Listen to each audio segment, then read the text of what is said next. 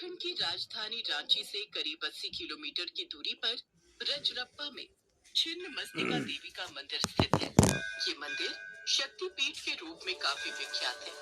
असम में स्थित मां कामाख्या मंदिर को दुनिया की सबसे बड़ी शक्तिपीठ कहा जाता है, जबकि दुनिया का दूसरा सबसे बड़ा शक्तिपीठ रजरप्पा में स्थित मां छिन्न मस्तिका देवी का मंदिर है।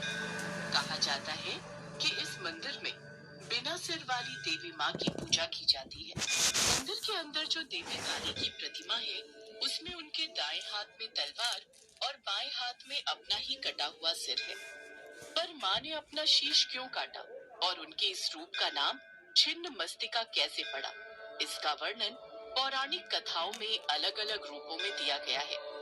जिनमें से प्रचलित एक कथा के अनुसार एक बार देवी पार्वती हिमालय भ्रमण कर रही थी।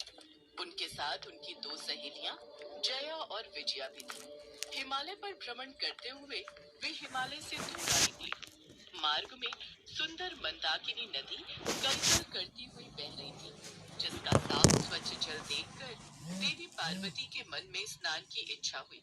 जय विजया, मेरा तो मन स्नान करने को उत्साहित हो रहा है। मैं सोच रही हूँ मंदाकिनी नदी के जल में स्नान कर लूं। चलो ना, तीनों मिलकर पहले स्नान कर लेते हैं।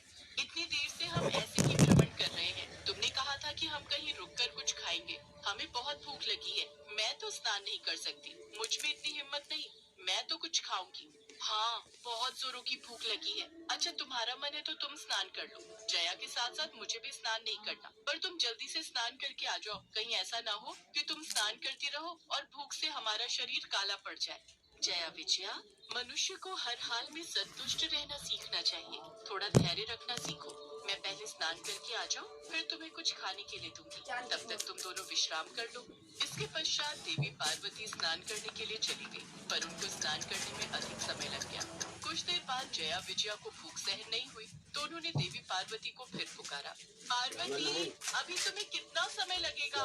जल्दी से नहा कर आओ, भूख सहन नहीं हो रही है। तुम दोनों को बिल्कुल भी भूख बर्दाश्त नहीं है। ठीक से नहाने भी नहीं दोगे। अब भूख लग रही है। एक बात तो अपने बच्चों को भूखा नहीं रखती ना, तो फिर तुम हमें भूखा क्यों रख रही हो? पार्वती, स्नान छोड़कर हमारी भूख शांत करो। जया विजया के बार बार हट करने के कारण देवी पार्वती को क्रोध आ गया। देवी पार्वती नदी से बाहर आ गई और अपने हाथों में उन्होंने एक दिव्य खड्ग प्रकट किया और इस खड्ग से अपना सर काट लिया। देवी के कटे गले से रक्त की धारा बहने लगी। एक प्रमुख धाराएं ऊपर उठती हुई भूमि की ओर आई तो देवी ने कहा, ये लो जया विजया, तुम दोनों मेरे रक्त से अपनी भूख मिटा लो, अपनी भूख शांत करो। ऐसा कहते ही दोनों देवियां पार्वती जी का रक्तपान करने लगी। वह एक रक्त की धारा देवी ने स्वयं अपने ही मुख में डाल दी और वे भी रक्तपान करने लगी। देवी के ऐसे रूप को देखकर देवताओं में त्राही त्राही मच गई। देवताओं ने देवी को प्रचंड चंड चंडिका कहकर संबोधित किया।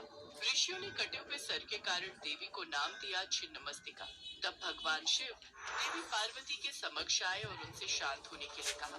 देवी पार्वती, तुम्हारी इस लीला से तुम्हारा ये रूप भक्तों को यही समझाता है कि अपने स्वभाव में धैर्य और संतोष अवश्य रखना चाहिए, ताकि मनुष्य को किसी भी पीड़ा का सामना न करना पड़े। देवी पार्वती, सभी जगतवासी बहुत घबरा गए हैं। देवी, अपने रूप में वापस आ जाओ और भक्तों पर अपनी ममता की वर्षा करो। वीडियो अच्छा लगे तो लाइक और चैनल को सब्सक्राइब जरूर करें। काली फिर से देवी पार्वती के रूप में आ गई। उसी दिन से माँ पार्वती के इस रूप को माता छिन्न मस्तिका के नाम से जाना जाने लगा। कहा जाता है कि छिन्न मस्तिका देवी का मंदिर 6000 वर्ष पुराना है। छिन्न मस्तिका का ये मंदिर देवी के 51 शक्तिपीठों